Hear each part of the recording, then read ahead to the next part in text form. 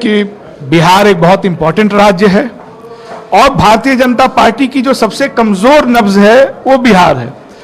और वहां पे जो इंडिया गठबंधन के अलायंस के लोग हैं वो बहुत मजबूती से जमीन पे काम कर रहे हैं।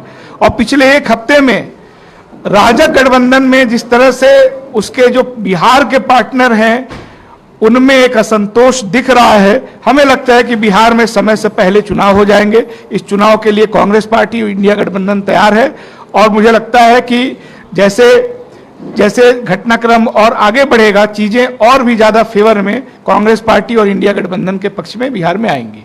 जब यूपी में भी 10 सीटों चुनाव होना है और लगातार जो चल रहा है कि सपा के साथ जो कांग्रेस की रणनीति नहीं तय हो पा रही है, ऐसा क्या है कि ये जल्दी सीटों बंटवारा नहीं हो पा रहा है? देखिए, जब भी यहाँ अधिसूचना जारी होगी वो चीजें हो जाएंगी।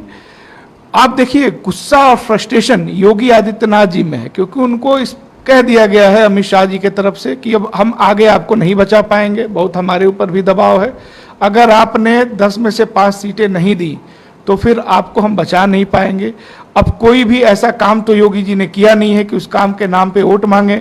तो मंदिर मस्जिद की बात हो रही है, कहा जा रहा है शाही स्नान का नाम बदल दिया जाएगा क्योंकि शाही जो है उर्दू शब्द है।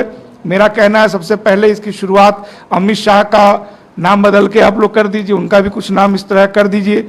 अगर आपको लगता है कि ये विदेशी और मुसलमानों का संस्कृति का शब्द है तो सबसे पहले बीजेपी आरएसएस को लोगों को चाहिए कि वो अमित शाह को विदेशी मुसलमान भी घोषित कर दें। तो ये दरअसल जो बीजेपी कर रही है उससे लग रहा है कि योगी जी डर गए हैं कि हमको अब वोट नहीं मिलने जा रहा है। कुछ इस तरह की बातें करके वो टाइम पास कर रहे हैं क्योंकि उत्तर प्रदेश की जनता, खासतौर से ये जो फर्जी एनकाउंटर्स हो रहे हैं इसके बाद से बहुत चौकन्नी हो गई है। जो चुनाव होने जा रहे हैं तो महाराष्ट्र और जो है हरियाणा सबसे प्रतिष्ठात्मक जो चुनाव, इसमें कांग्रेस की कैसी भूमिका चल रही है? कांग्रेस का तो हरियाणा में पूर्ण बहुमत की सरकार बनने जा रही है। महाराष्ट्र में भी आपको ये चीज़ें दिखेंगी। तो क्योंकि देखिए, हरियाणा में इतना गुस्सा है, मुझे तो नहीं लगता कि भारतीय जनता पार्टी के लोग कुछ सीटों पे प्रचार करने भी जा पाएंगे। जैसे विनेश फोगाट जी का जो सीट है, हमें नहीं लगता कि भारतीय जनता पार्टी के लोग साहस भी कर पाएंगे कि वहाँ जाके प्रचार करने। तो इन दोनों राज्यों में सरकार बनने जा रही है। एक आखिरी सवाल मेरा है, आज जो सीएम योगी ने जो है काशी विश्वनाथ में बयान दिया है उस पर क्या कहना है आपका? देखिए, योगी जी के पास अब कोई विकल्प नहीं बचा है। कॉन्स्टिट्यूशन, संविधान में उनकी बहुत आस्था है नहीं।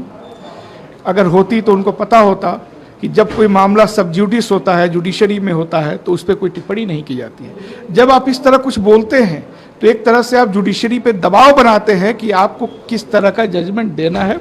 तो ये जुडिशरी पे दबाव बनाने की कोशिश है और ये जुडिशरी की अपनी जो विश्वसनीयता है वो आज इस देश में सच्चाई है कि कटघरे में खड़ी है और लगातार वो संदेह में और डूबती जा रही है। जैसा कि पिछले दिनों चंद्रचूड़ जी प्रधानमंत्री के साथ दिखे, ऐसा कभी नहीं हुआ।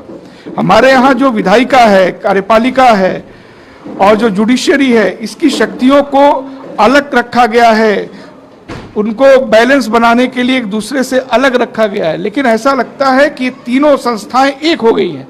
तो ये कहीं ना कहीं संविधान पे हमला है और मेरा मानना है कि भारतीय जनता पार्टी चूंकि लोकतांत्रिक प्रक्रिया में यकीन नहीं करती है, कुछ ना कुछ वो जुडिशरी के जरिए ऐसा जरूर करना चाहती है जिससे उसका अथॉरिटेरियन जो लक्ष्य है वो हासिल हो पाए। लेकिन मुझे लगता है कि इस देश की जनता ने जिस तरह 24 में संविधान के नाम पे वोट किया, वो इस तरह की किसी भी चीज को बर्दाश्त नहीं करेगी। क्या इस बार अल्पसंख्यकों का ध्रुवीकरण होगा? ध्रुवीकरण तो इस देश में बस अब 2 ही तरह का होगा, गरीब का और अमीर का। जितने लोग अंबानी अडानी के दाना पानी पे जीते हैं वो एक तरफ रहेंगे, जितने लोग अपने मेहनत से जिंदा हैं, अनाज खा रहे हैं, वो एक तरफ रहेंगे। और मुझे लगता है कि ये जो बड़ी तादाद है वो राहुल गांधी और इंडिया गठबंधन के साथ रहेगी। Thank you. तो जैसे शहनवाज जी, इनका सीधा सा कहना है